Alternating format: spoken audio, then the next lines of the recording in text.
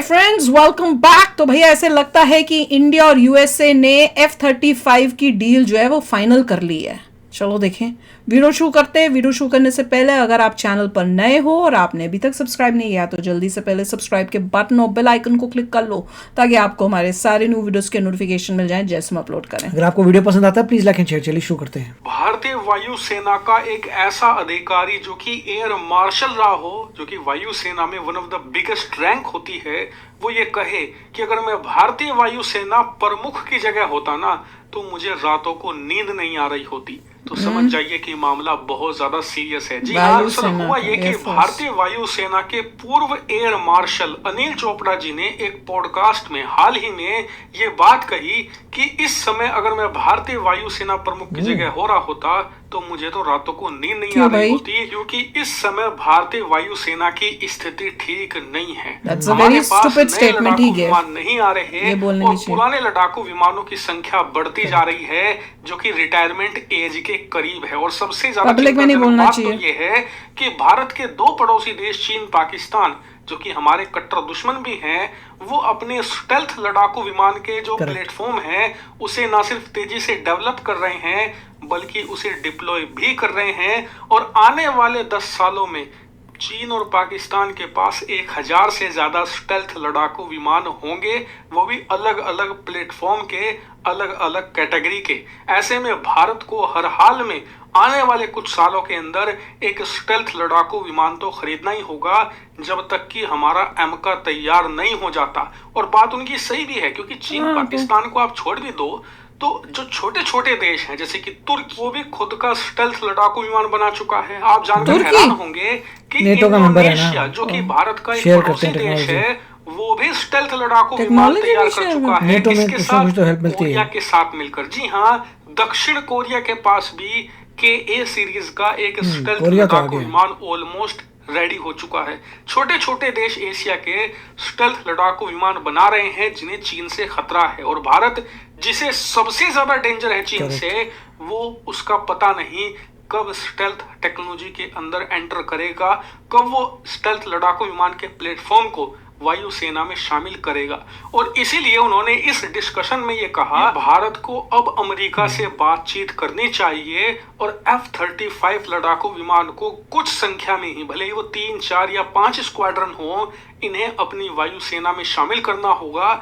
और इससे तब तक काम चलाना होगा जब तक कि हमारा एमका बनकर तैयार नहीं हो जाता, क्योंकि एमका के भरोसे हम अपनी वायुसेना को ऐसे ही नहीं छोड़ सकते। हमें फिलहाल अपनी वायुसेना को स्ट्रेंथन करना होगा, क्योंकि जो हमने राफेल भी खरीदे हैं वो सिर्फ 2 स्क्वाड्रन हैं, जिसमें से एक अंबाला में तैनात है तो दूसरी हाशीमारा में। इन 2 से हम चीन पाकिस्तान दोनों से एक साथ नहीं निपट सकते। इसीलिए वायुसेना को आधुनिक लड़ाकू विमानों की बहुत ज्यादा जरूरत है। वहीं भारत में जो लोग F-35 का विरोध करते हैं उन्हें भी करारा जवाब मिला है। दरअसल भारत के अंदर बहुत से लोग हैं ये बात कहते हैं कि भारत को F-35 अमेरिका किसी कीमत पर नहीं बेचेगा, ये असंभव है।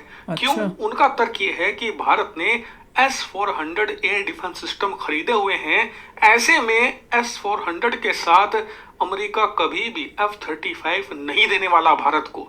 तो इस पर जो एयर मार्शल अनिल चोपड़ा जी हैं, उन्होंने कहा कि दुनिया का जो बेस्ट अटैक हेलीकॉप्टर है ना, जिसे हेलीकॉप्टर की दुनिया का F-35 माना जाता है, वो है अपाचे। अमेरिका ऑलरेडी भारत को अपाचे दे चुका है और भारत की वायुसेना और थल सेना दोनों इसका इस्तेमाल कर रहे हैं।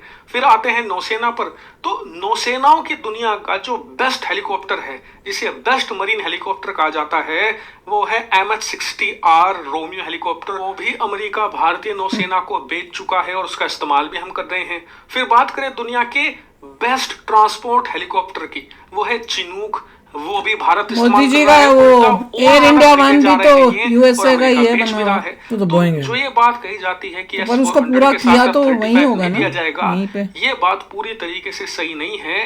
नेगोशिएशन की टेबल पर जब भारत जाएगा तो ये सारे मुद्दे सोल्व हो सकते हैं, इसमें कोई बड़ी बात नहीं है। लेकिन उसके लिए हमें अमेरिका के साथ डिस्कशन अभी स्टार्ट करनी होगी।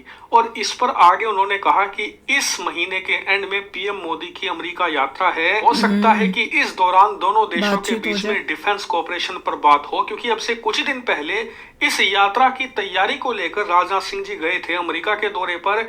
और डिफेंस मिनिस्टर का अमेरिका जाना और उसके बाद पीएम का जाना, मतलब डिफेंस के मामले में कुछ तो अमेरिका और भारत करने वाले हैं। कोशिश हो रही है कि दोनों के रिलेशनशिप स्ट्रांग हो। सारी चीजें बताऊंगा, इसलिए चैनल को सब्सक्राइब कर। ये बात तो ठीक बोली है उन्होंने कि F-35 की ज़रूरत है, क्योंकि अगर हमारे पास उस कैलिबर के नहीं है तो, और हमारा अभी रेडी नहीं है, तो वी हैव टू बाय। देखिए समझ नहीं आया कि F-35 की बात क्यों की, रशिया के किसी स्टेल्थ प्लेन की बात क्यों नहीं। रशिया तो अपने वॉर में फंसा हुआ है, वो कहाँ से दे देगा, उसको अपनी चाहिए होंगे। कि एयर मार्शल है रिटायर्ड, वो भी यूएसए की बात करता है कि यूएसए का रशिया का नहीं बोला। वो ये नहीं रेकमेंड करता कि रशिया के पास स्टेल्थ है जो आपका बहुत पुराना फ्रेंड है, उससे ले लीजिए जल्दी से। एग्जैक्टली। और ये यूएसए का नाम जो लोग अपने आप को बड़ा एक्सपर्ट मानते हैं, यूट्यूब के सो कॉल्ड एक्सपर्ट्स या so called very knowledgeable people, उनसे पूछो कि तुम्हारी नॉलेज कितनी है, वो सब दिख रहा है। वो सिर्फ जो है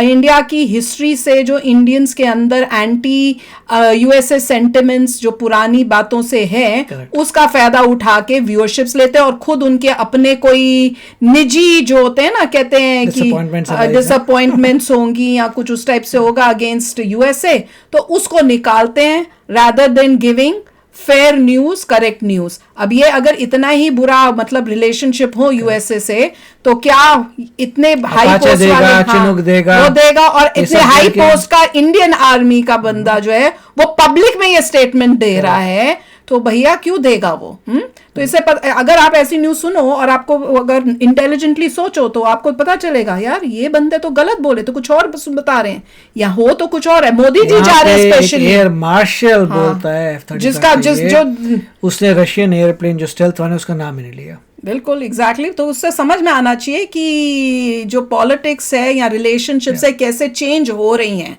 एंड खास मोदी जी अब जा रहे हैं, कोशिश हो रही है, उससे पहले राजनाथ सिंह गए हैं कि रिलेशनशिप्स बिटवीन इन यूएसए और इंडिया जो है स्ट्रॉन्गर हो, बेटर हो, एंड वो इंडिया के लिए भी बहुत बेनिफिशियल हो। देखिए इसमें एक बात तो सही थी कि रिसर्च एंड डेवलपमेंट ज्यादा पैसा लगाना चाहिए। ये तो पुरानी गवर्नमेंट जो थी कांग्रेस, जल्दी उसका आनी है चाहिए। अगर ये सब जो गंद चाइना के पास ऑलरेडी है स्टेल्थ एयरप्लेन्स और वो पाकिस्तान को दे रहे हैं, तो यहाँ खतरा पैदा हो रहा है।